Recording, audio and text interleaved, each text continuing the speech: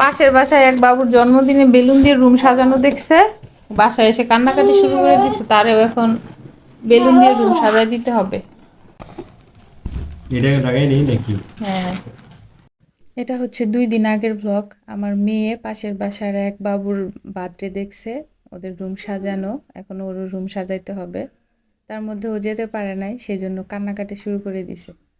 পরে হচ্ছে আমি ওর বাবাকে কল করে বলে দিছিলাম, এখন রাত 10:30টার মতো বাজে। পরে হচ্ছে বেলুন নিয়ে আসছে, তো রুমটা একটু করে মানে বেলুনটা ফুলায় লাগাই দিল, আর একটু বিছানা টিছানা গুছাই দিলাম, আর একটা নতুন জামা পরাই দিছি যাতে ওর ভালো লাগে।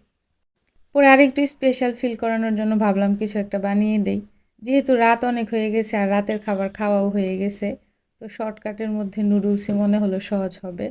আর আমার মেয়েকে আমি নুডলস ওইভাবে দেই না, তো হঠাৎ করে ওকে নুডলস দিলে ও অনেক বেশি খুশি হয়ে যায়। সেই জন্য ভাবলাম নুডলসটাই রান্না করি।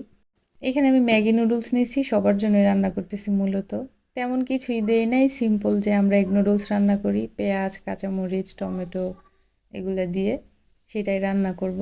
নুডলসটা সিদ্ধ করে পেঁয়াজ, কাঁচামরিচ, ডিম ভেজে তার মধ্যে একটু সয়া সস, ম্যাগি মশলা আর নুডলসগুলো দিয়ে ভেজে নিব। নামানোর আগে একটু ধনিয়া পাতা দিছি।